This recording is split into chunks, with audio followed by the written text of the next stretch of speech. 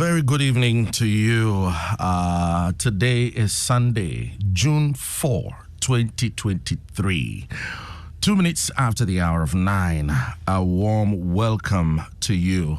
This is A Walk with Jesus. A very good evening, and you're warmly welcome to your favorite Christian talk show, A Walk with Jesus, right here on 99.7 FM. This is the 6th month. We are in the month of June. And in the month of June this year, we're dedicating it to celebrating fathers. What's their secret to how they are managing their homes and families in times like this? How are these amazing fathers ensuring that their male children take after them and imbibe all the wonderful skills they need for life, especially in these times? How intentional are we as a people, in nurturing and raising our boys to become godly men and fathers? Read the book of Deuteronomy chapter 6, the verse 6 to 9. The Bible says that, "And these words which I command you today shall be in your heart. You shall teach them diligently to your children, and shall talk of them when you sit in your house, when you walk by the way, when you lie down, and when you rise up. You shall bind them as a sign on your hand, and they shall be as frontlets between your eyes. You shall write them on the doorposts of your house and on your gates." This command was given to the fathers of the house. Tonight, we are here to learn about how we can carve godly men, let me put it that way, godly men out of our boys. We don't want to leave things to chance anymore. We don't. We want to be deliberate about raising our boys to become responsible men. Now, what do we do? Where do we start from? How do we go about it? All the answers are with my resourceful guests tonight. I'm going to be introducing them in due time. But I want to invite your comments, your questions, your thoughts regarding the subject for today, that's carving godly men out of our boys. You're warmly welcome. Your thoughts are warmly welcome. Your questions are warmly welcome via WhatsApp on 055 1111 997. That's 055 1111 997. We're also live on Facebook, so you can join and post your comments there.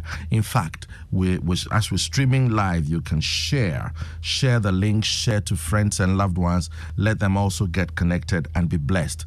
We're live on YouTube as well, and then on Twitter. So kindly connect with us, share the pages, and let friends and loved ones be connected as well. I am ably supported by way of production by my able producers, Abraham Ofusofori and Michaela Nai. This is A Walk with Jesus, and my name is Atuakwa. I want to treat you to a beautiful song titled "Father Knows Best," coming from the ministry of Lenny LeBlanc. Okay, so enjoy it, and when we come back, I'll be introducing my resourceful guests. It's going to be a platform to learn. So get your notebook, get your pen, get your pencil, your iPad, your tablets, whatever it is, to jot down some salient points. It may help. It will save the future. Enjoy this.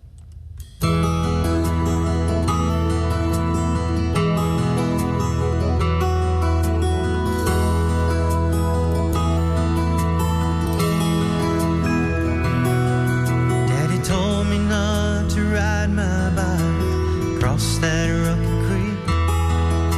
You know it's swift in places, and sun is pretty deep. But hard-headed, full of pride, I went on anyway. And if Daddy hadn't been watching me, I wouldn't be here today.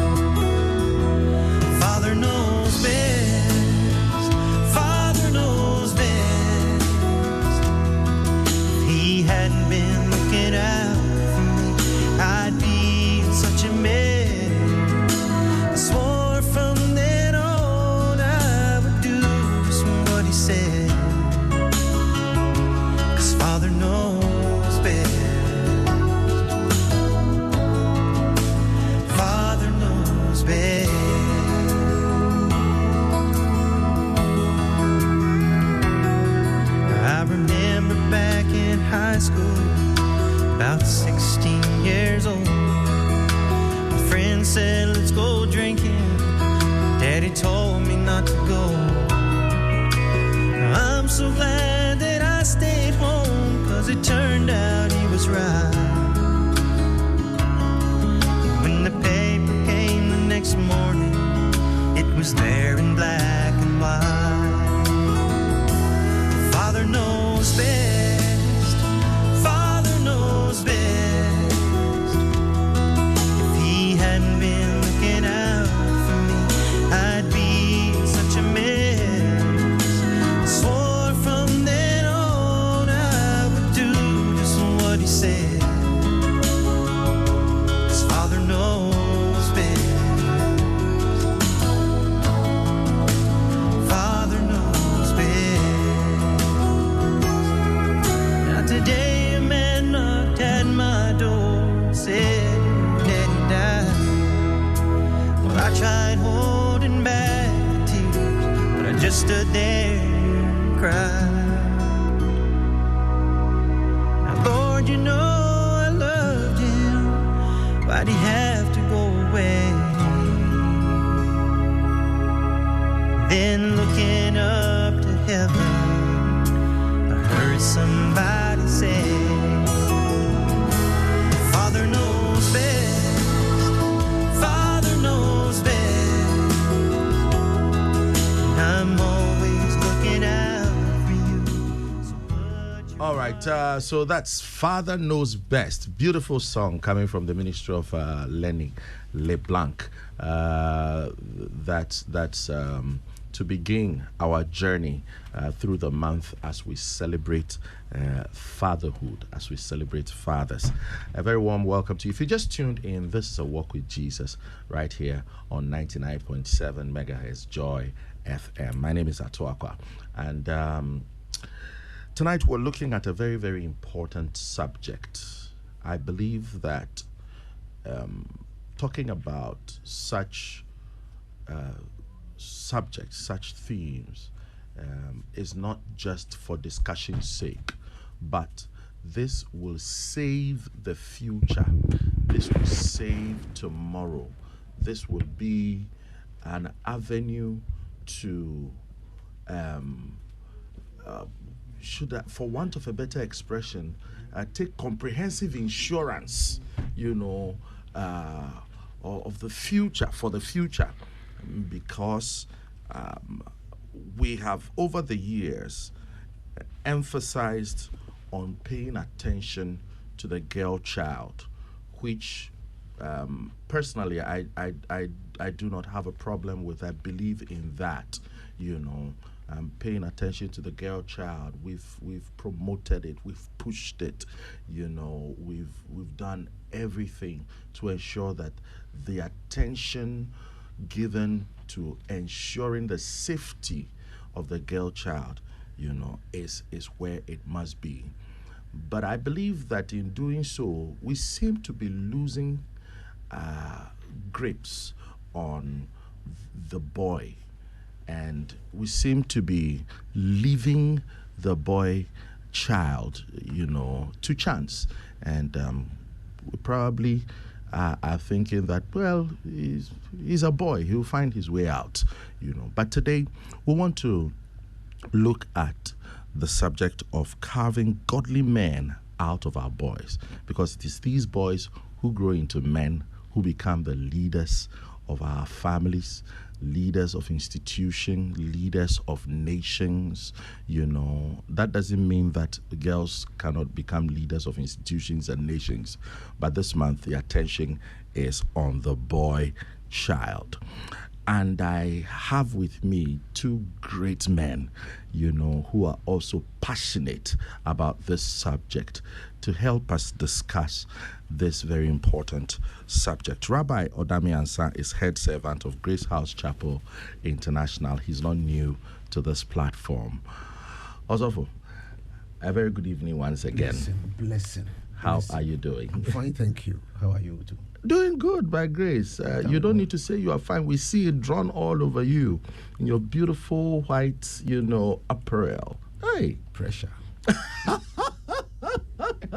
Pressure. Well, how was service today? Today is Sunday. How's church?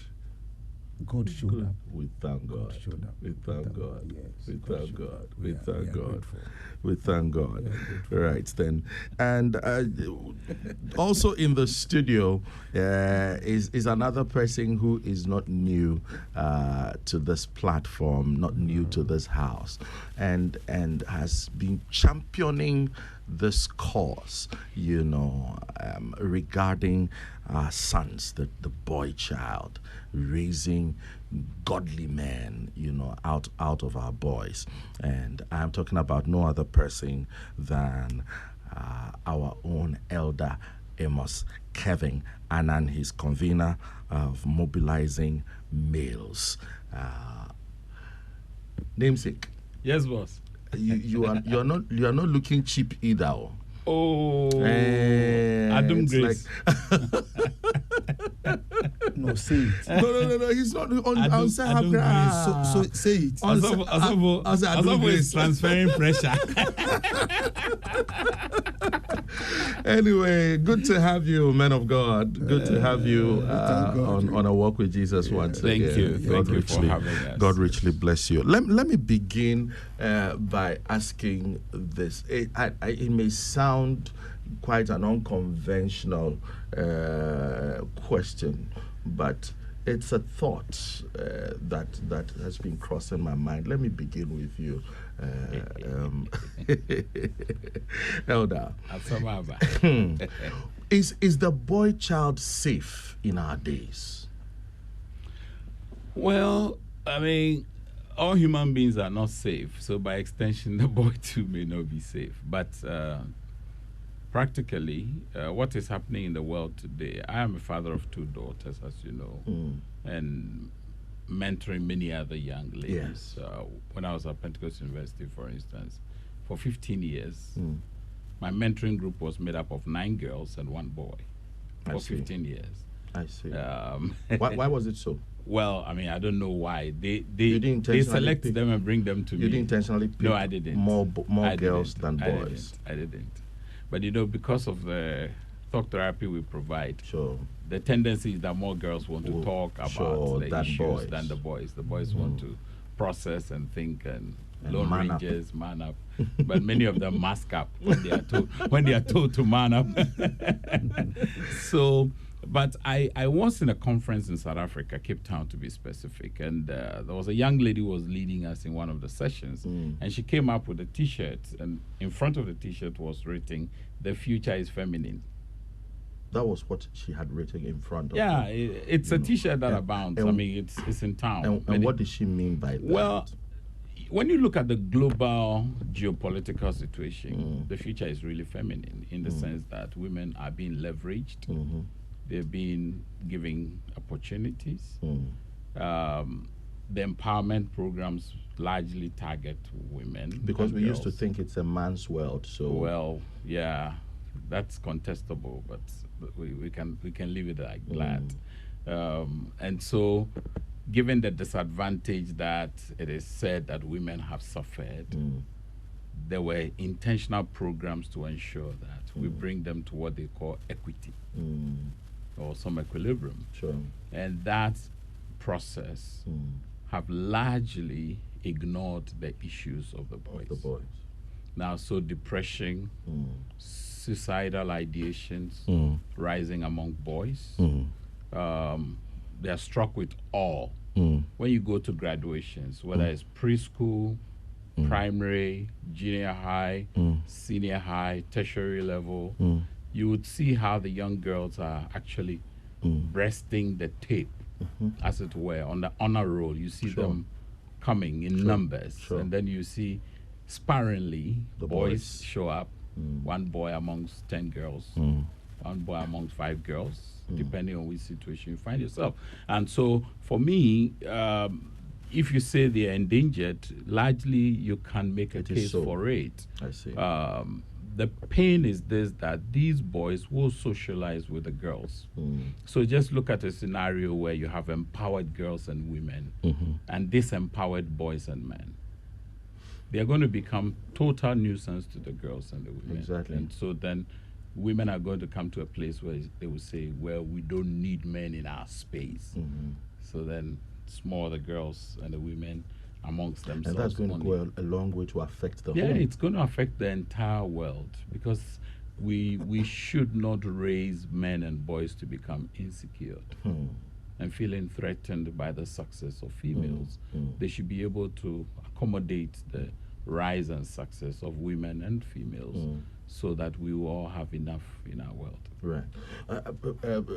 Rabbi, I want you to compare growing up, your time, to today, the boys that we have, in terms of how we raise how the boy child is raised. Would you say there's a decline, or there's an improvement? Yeah, I would say there is a decline. The reason being that during our time, you see that our parents were given enough attention to the boys.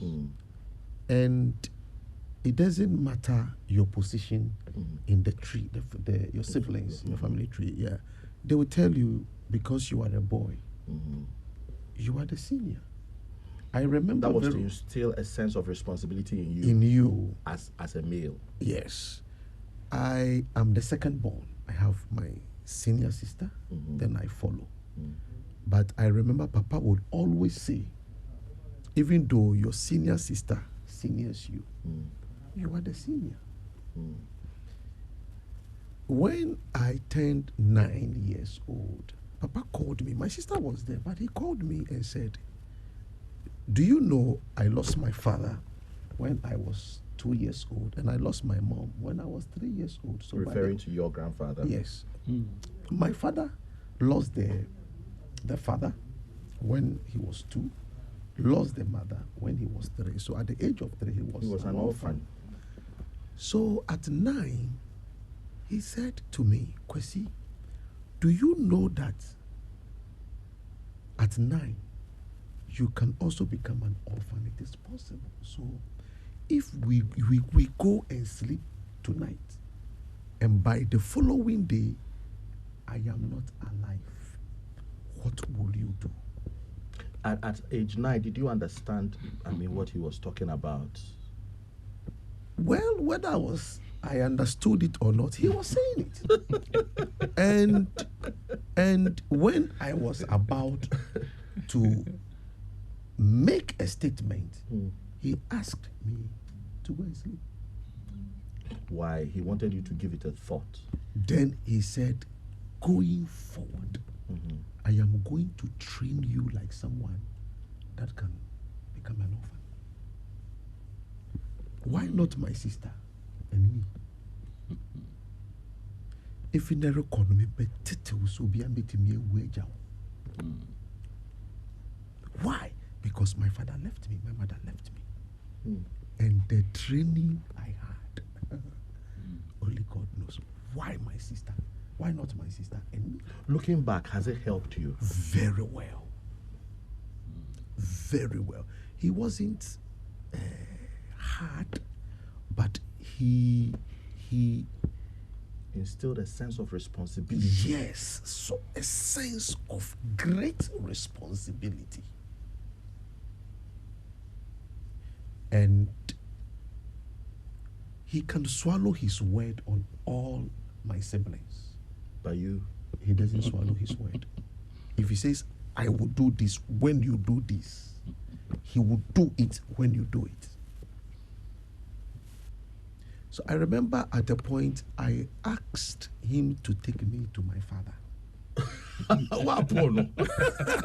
He should Have you gotten there before? It looks like as children because I didn't believe that he was my father. Because of the kind of training he was giving me. Bought me a Bible at the age of 9. he will ask you to read this psalm, finish it before you eat. My mother will intervene and say, no, go and memorize this psalm, go and memorize this psalm, go and memorize this scripture. So he will give it to you, and he will tell you, if you are not able to finish it, No food. you will not eat your supper. He will pray, get me, and breathe into my nostrils. He will open my mouth at times and breathe just after prayer. He was pouring something into you. Yes. So you could see that his emphasis was on the boy. Not to take the wind out of your sail, Rabbi, it's very interesting what he's bringing up. That was the posture of most parents, you know, in those times. And that attitude was leaving the girls behind eventually, that made us turn, you know, to now look at the girl. And it looks like in looking at the girl, we have also relegated the boy, you know, to the background. So at what point do we strike the balance? Well, I think that largely human beings as we are, we tend to drift towards where we are comfortable. No, but okay. Which is our comfort was his father making a mistake in what he was doing? You know me and how I go about my things. I'm not looking for mistakes necessarily, but I'm looking at, can it be different? This is his son. Can it be done differently? Yes, it could be done differently, because other fathers had different modules that would be different from what his father was practicing. For instance, if I look at my dad, he had a different way of going about his boys. Who were boys, we had sisters as well. But he treated you differently because you were boys. Not necessarily so with my dad. No, my dad didn't do that thing. But of course, he would let you know as a boy that as a man, you're going to be head of your home. That's what we were told. And therefore, you've got to show responsibility and leadership. But as I grew, I have come to appreciate that I'm not necessarily the head of my home, which is what I practice, but Christ is the head of my home. And I am an under shepherd of Christ, but the head of my wife, with a responsibility to train my children after me. You know, so you see the dynamics. What my father had and what I have, they are not opposite, but they are different. So in the expression. Yours is an improvement upon what your father My had. father will shake in his grave if I say mine is an improvement of his. He's gonna turn in his grave.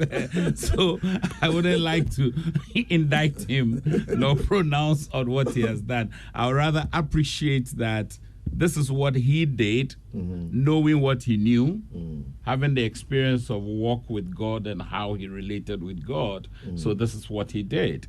My experience and knowledge of God and God's word is also very different. Okay. And so that is also shaping how I'm raising, because I'm not raising boys, I'm raising girls. Oh, okay. You see, I'm raising girls, but I'm mentoring a lot of boys whom I have interactions with. And because of our Mobilizing Males initiative. But you have a son. I have a son. Because of the Mobilizing Males initiative. You were an only son and you have an only son. No, I wasn't the only son. He had a sister. He had the first son. First son. Okay. First son. The first son. Yeah. We were three. We had three boys and one. One unlike mine. And Sister only Sophia son. is the eldest among us. Oh, okay. Yeah, That's my wife's namesake, though. Oh, okay. That's great. So you see, it is easy for a succeeding generation to look at what the older generation, their forebears, did and think that they didn't do a good job. Of course, where they didn't do a good job, we can say it. But we must first learn to appreciate the context in which they live at the time. Okay. And the set of knowledge they had, which they put into practice. And then you can build on it, or also say that some things they did, you can't repeat them. Rabbi wanted to comment on something. Yeah, what I want to say is this. You see, it also depends on where you're coming from. We come from Latin. Okay. Equiapem. Okay. And it is paternal. Okay. Yes. So there's a cultural dimension Yes. to this whole thing. Paternal. And you know, my sister, for instance, now is married to someone, and she has been given to the man. Given away. Yeah. Given away to the man. She bears the name of the husband. man, of the husband. You understand? And later we believe that the man makes the family so that they hold the family name. Sister Sophia is holding somebody's name. So then, if you have a son, in order for your name to be maintained, you focus on training and, you know, indoctrinating your son. Because the truth is that Sister Sophia is gone. That's So the you see, truth. this is the thing that brought pressure on families to want to have a son. Yeah. He's painted the picture you very remember, clearly. You remember those girls who went to Moses and asked Yes. Moses, our father never had a son. Yeah. Do we not have the right to inherit our father? Exactly. And Moses said, no, it's not possible. And they go to God and plead with God. And God speaks to Moses and says, Moses, these young girls have a case. So when you look at it in the New Testament, God is able to achieve with women what he wants to do with men as well. Yeah. But what he's saying, culturally, then, it was not so. And maternal inheritance, paternal inheritance, and so was a significant influencer in the way we raise our children, because you knew that these people, after all, whatever you do, they will be gone. They'll be gone. So but you invest in the one that will be the root. For the sons, for instance, my dad's name is there and still can be mentioned because of us. You are there. Sister Sophia is having another name. You understand? So Papa made us to understand, even though whatever he had was shared equally among us, the emphasis was on the man, the boy, and me being the first son. You understand? So he wanted you to lead with examples so that your brothers will follow. And the training was not easy for me. Oh, it wasn't easy, and it's good. It made me to learn a lot of things. You learn everything, how to go to the market and buy stuff, cook. I think he's training you like you don't have anyone, so you must learn to do one everything. Of the things he would tell you is that learn to be totally independent of anyone. Okay. You know, as a man, that is you. That is what defines you. And that has helped you. I would want us to travel to our times and look at our sons. And look at our sons. Rabbi, looking at the generation of sons we have, those, let me say, from primary school, lower primary, upper primary, JHS, entering SHS, you know. But SHS, would they have been 18 or 16? SHS. Some would be. Before they some attain, could be. Before they attain that age, casting your eyes and looking into their future, the kind of upbringing we're giving them, what would you say about the future? The future, we are not safe. We are not safe. Yes. Unless we decide to go with the word of God, which is relevant to all generations. We'll come to the how, but why are we not? What is it with them? Because parents, last time I was asking parents, these current boys, these current children, I said, who gave birth to them? They are not coming from trees. Human beings gave birth to them. So when we get a visitor, when Papa receives a visitor, you cannot even pass. Was the human was a cassette? Yes, the eye. I shall instruct you with my eyes. Yes. You see, but today, why are we allowing a young boy and the father has given him mobile phone? So you can't say that these children are like this. Who trains them? We're in a technological age. The assignments that are given to them in school full of research. No problem. So you can regulate, control, but you have given it to them and they are possessing it. My son was the senior prefect for WAS. Until he completed WAS, he didn't have a phone. You can't have a phone. You won't have a phone, but you will get a phone to do research. That's what that means, sir. Yes, why? Why should you have a phone? Whom are you going to call? You are with your father. You are with your mom. You will see your friends when you go to school. So whom are you calling? Tell me. There is a landline. Whom are you calling? What do you want? You don't need anything.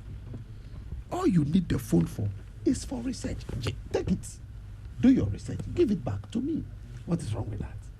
When he completed SHS, I gave him a phone.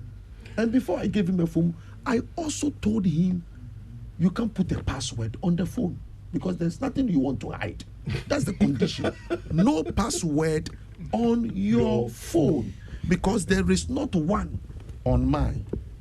So why do you put some on yours? Leadership. Mini password also. I don't have a password on this. This is my phone. And you need no password. Why do you put password on your phone? What are you hiding? I don't want to be your father, your son. No. You want to be my son because daddy doesn't have password on his. Why do you have password? So that when at random I take your phone, let me have your phone. And check. And I check. If there is nothing on it, you don't have to fear. You see, we have to control. Otherwise, we are not safe. You having your phone, before you realize something pops up. You click it and it is something your eyes cannot see. And this thing is exposed to your son. Can you imagine? Charlie, we are not safe. Also, we are not safe. So the point you're making is that we seem to have given them too much freedom, too much space. Reason why we have what we have. Yes. So less control. Less control. Yes, less control. Because as for me, I am seriously in control. I mean, seriously in control.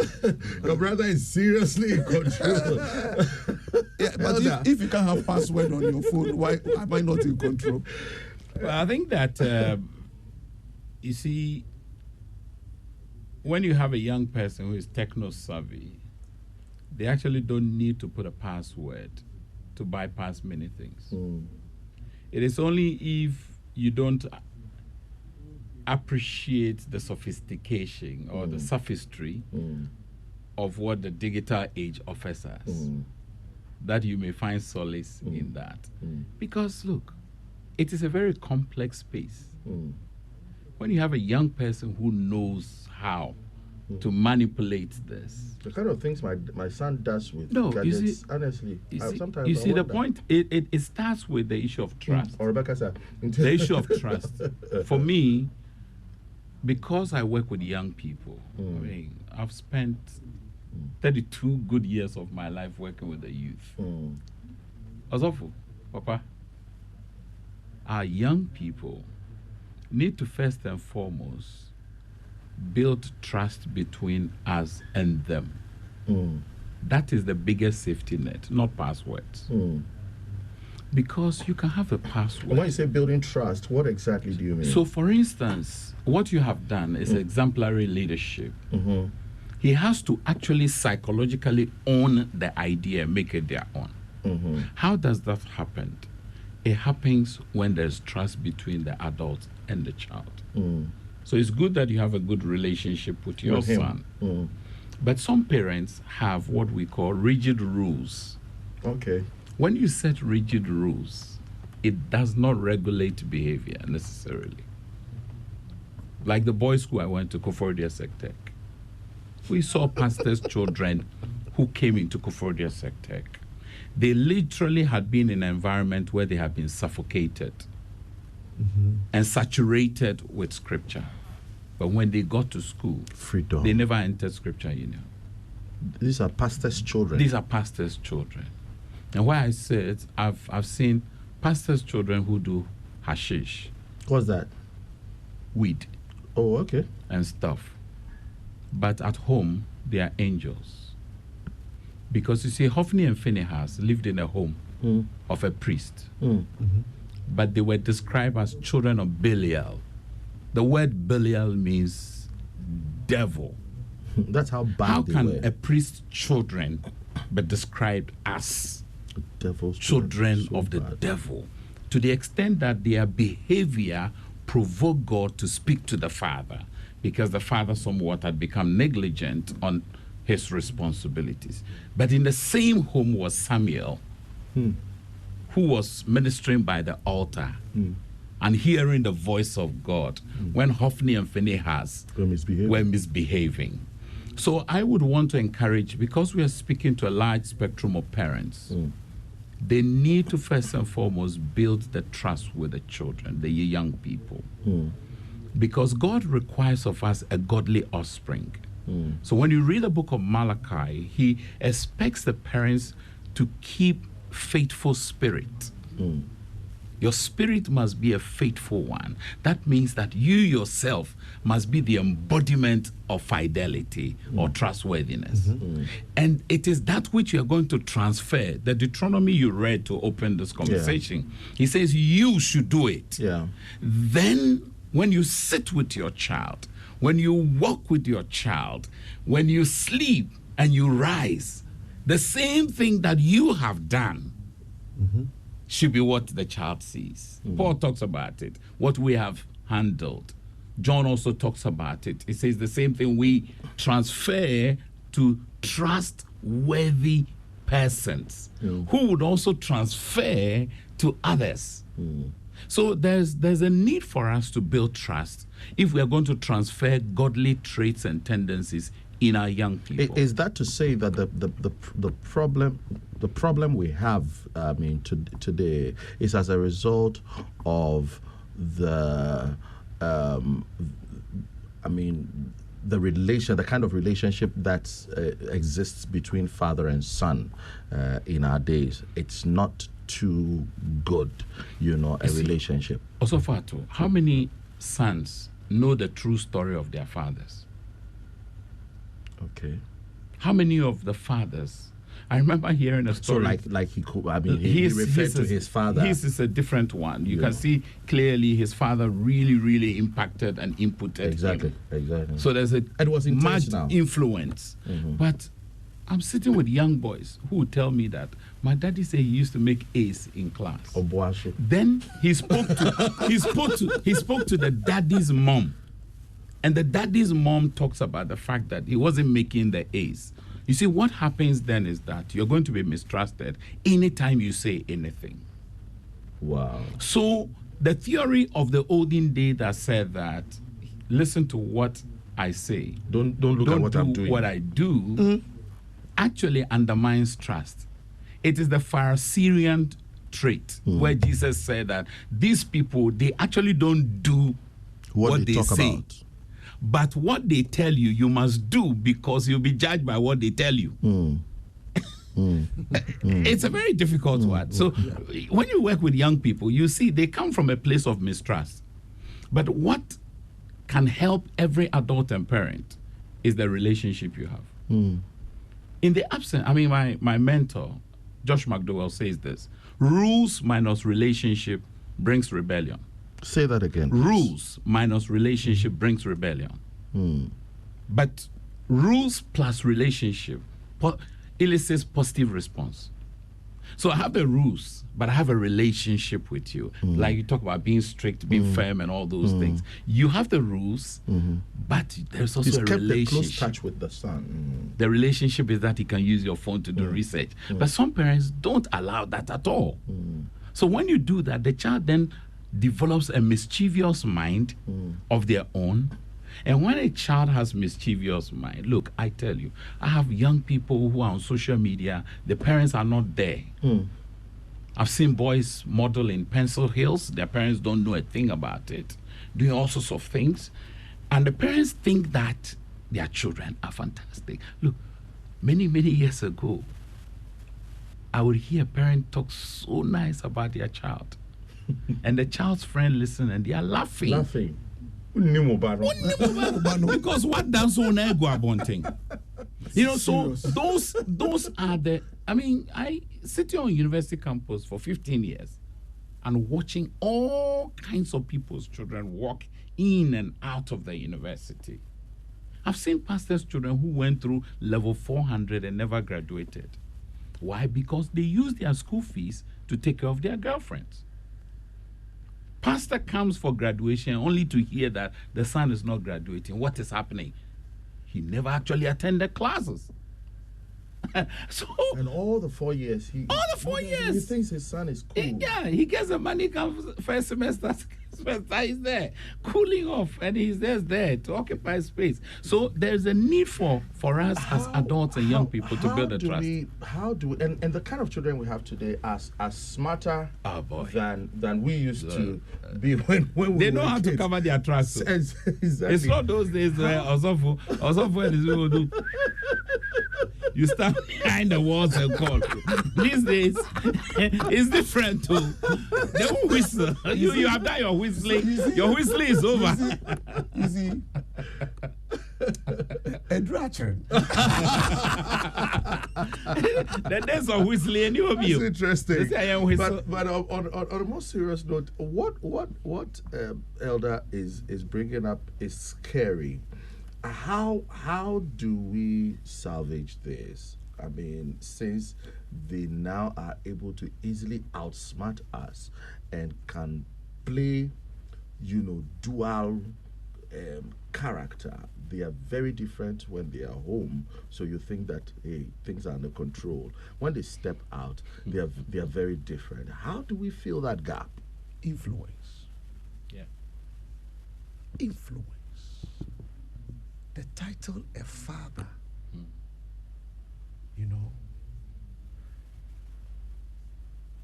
it's not mandated, it's earned. Please say that again. That's profound. The title a father. It's not mandated. It's You earned. earn it. You earn it. So that is influence. Discipline is in twofold. Okay. Within and without. Discipline from within is when you indoctrinate and the child becomes convicted and understands why I should do this and I shouldn't do that. So when daddy is not around, inner discipline, it comes from within.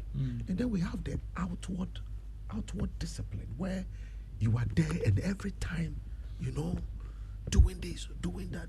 So when you are not there, nothing is done. No conviction. The best way is to influence and do it, let them see. Do it, let them see. Wake up at 5. You must be awake at 5. And then you also build a very good relationship with them. Joke with them, laugh with them, but discipline them. It's very, eat with them. We sit, we eat on the floor. I mean, the best is to influence. I'm telling you. Is this safe to open up your downsides to your son? the negative sides of your life, to your son? I tell them, and I tell them what I suffered. Is it safe? Yes, because let me tell you, I tell them even in the church, and I tell them the consequences so that they will know what awaits you when you get yourself involved. It's very important because doesn't it paint a picture of you went through, you survived it, so if I go through it, I'll survive it. You survived it. If you have a daring son, is that not how he's going to think? No, it depends on the way you go about it, the way you also leave him. How did I come to that point? It's when you leave your son to go, you leave him to lose. You understand? I think that you shouldn't hide anything. Be real. Yeah, be real, be you. Let them see what you've suffered. You did this, and this is what you suffered, and this is how you came out, and therefore don't do it. You are better off not doing it, and then you make sure they don't do it. Provide alternatives. You understand? If you used to go out to play, and you don't want the child to go out to play, then provide an alternative home. Don't just say don't go out. No, don't just say don't go out. Because, hey. Don't go out, say. Don't go out. So provide an alternative. You understand? Yeah. Because I didn't want them to go out. I will have to gather money. Yeah, go and get some place. What do they call it? PlayStation. And you play it with them. Meaning what? You go and play your own, but this all the things that comes with it. Go and play. So it occupies them, and they have minutes, hours that they have to do it, and it's done only on Sundays.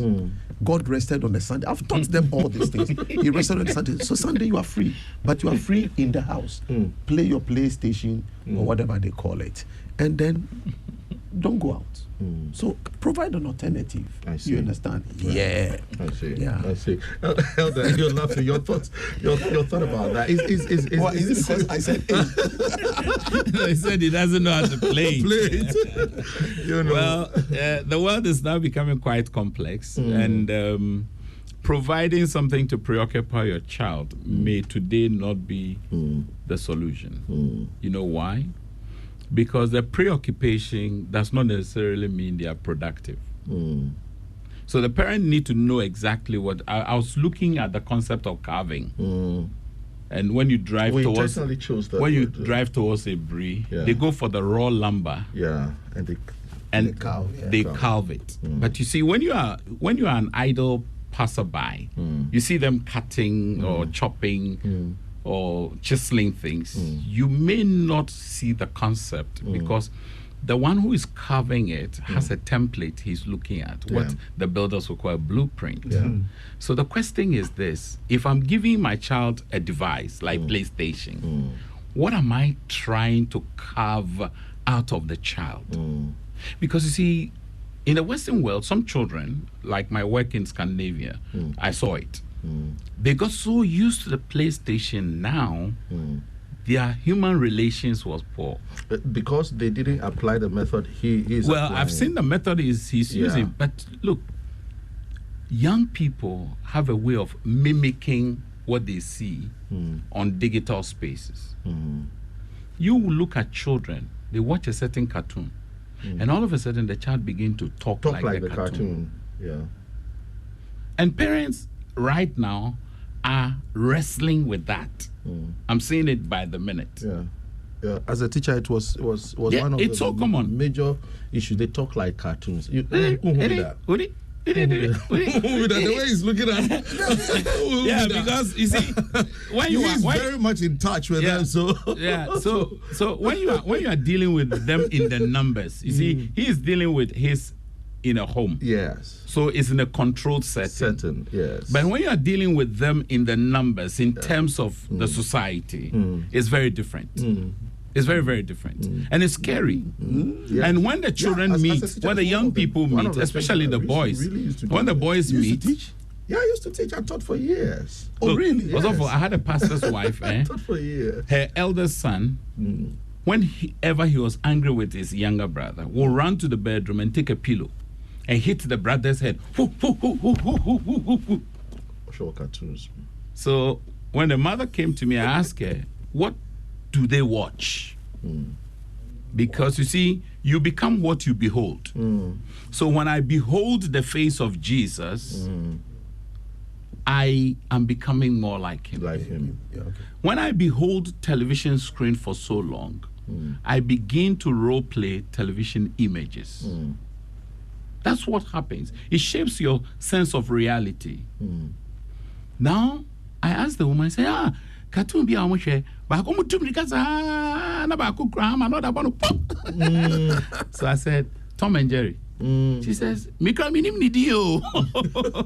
So I gave her a sheet of paper and she watched it just for 10 minutes. Okay. I asked her, take a sheet of paper.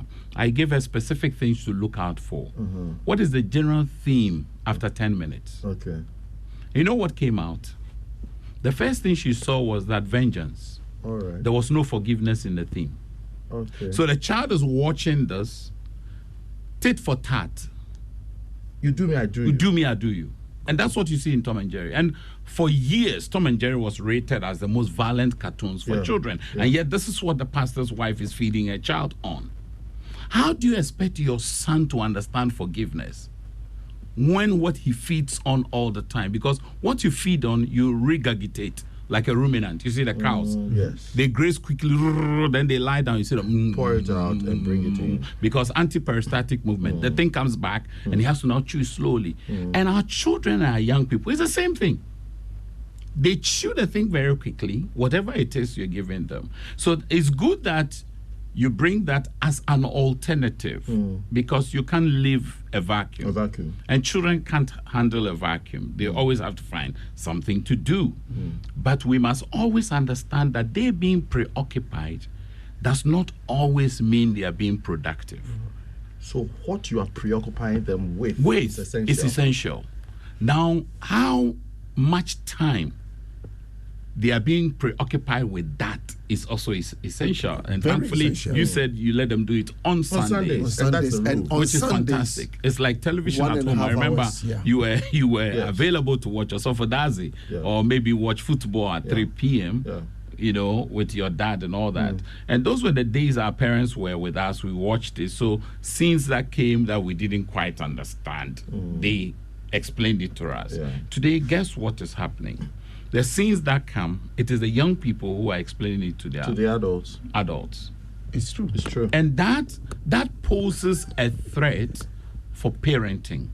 Now what are you watching? Yeah. And then the child will have to Explain.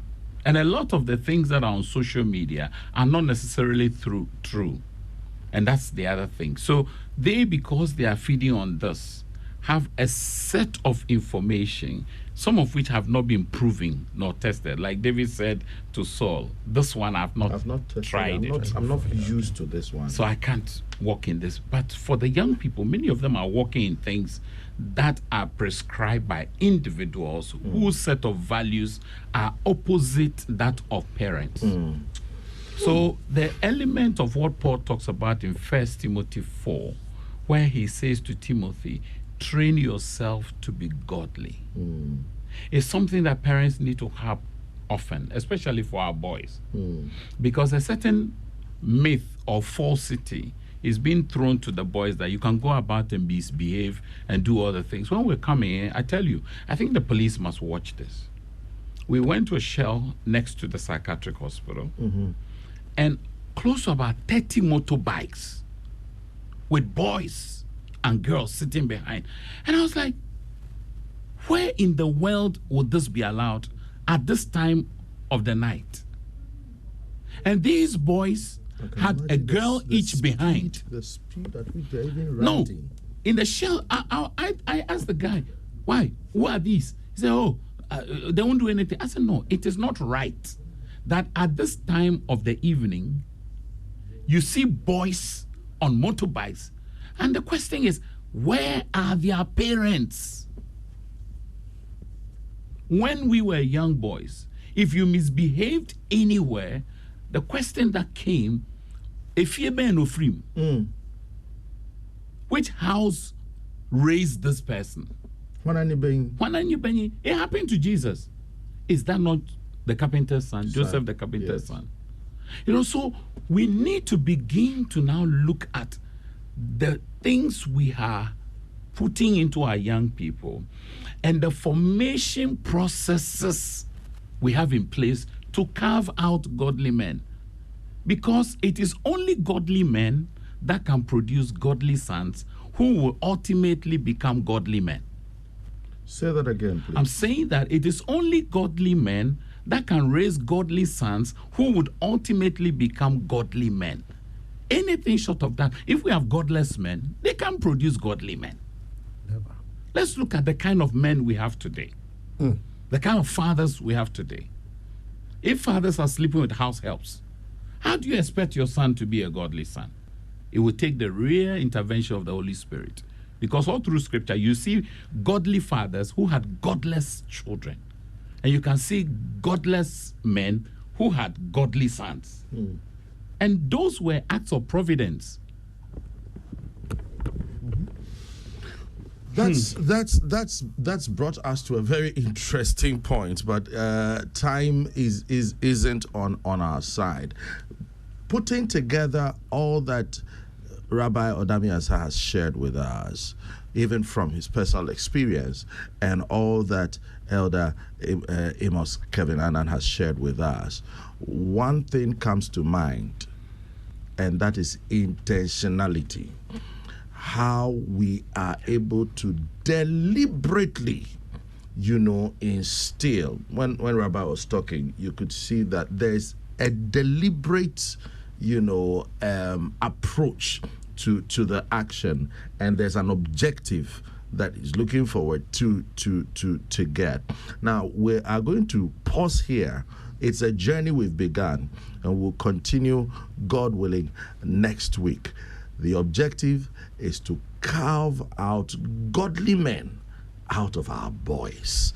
Now the foundation has been laid. We've seen the loopholes. We've seen where we're missing it. We've seen where we need to fill. We'll get into the next phase as we delve into the subject, God willing, next week. But I want my guests to share with us their last comments, and then we'll call it a day. Let me begin with you, Rabbi Odamiasa. Well, we can't ignore God. We can't. And he said it so clear. Is it Proverbs 22? Train up a child the way the child should go. The way the child should go. So with that, it means that you should know the way. Before you can say the child should go that way. Yeah. If you want to go to Kumasi, you don't sit in a plow vehicle. If you do that, you won't get there. Like you said, we should be intentional. Yeah. So the training must... we must train. We can't do any other thing else.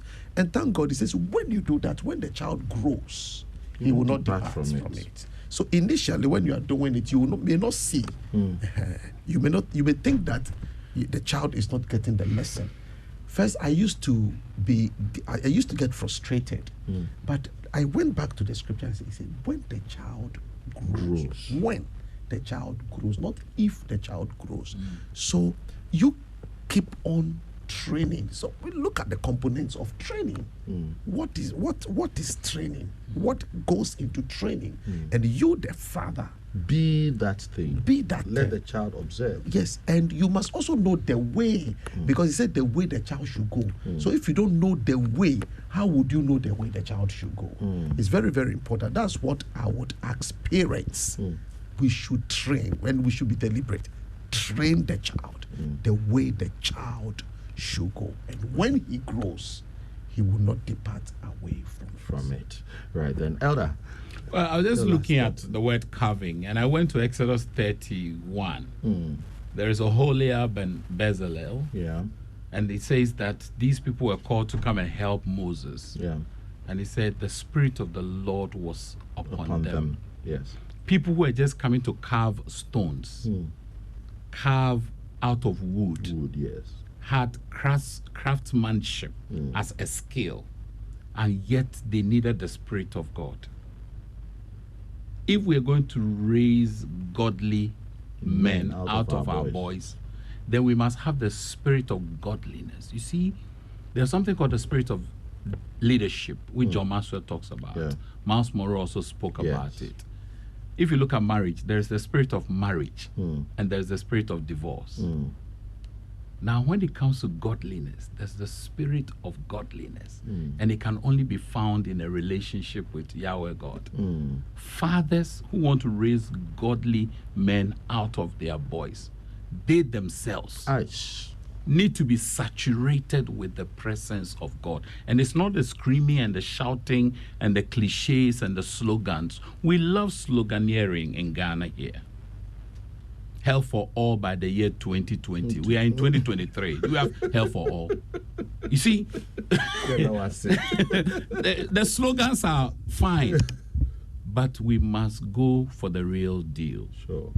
And he says that these people, they had not just the Spirit of God, there was also wisdom, there was knowledge, and there was understanding. Proverbs 24 says, by these three things, a house is actually filled. Yes. So you establish it, you fill it with the goodies, knowledge and understanding. And we all need it, as fathers especially. Yeah. And as older men, we can't fail the boys. They are watching us. You see, a Chilean poet says that children are a wet cement. That means that they become formed. Yeah. But cast concrete, dry concrete, if you want to amend it, straighten it, you have to chip off some things. Exactly. Now that we have the raw lumber in our hands, we should pray like Manoah prayed. Call the servant of the Lord to come and show us how to raise this child. Yes.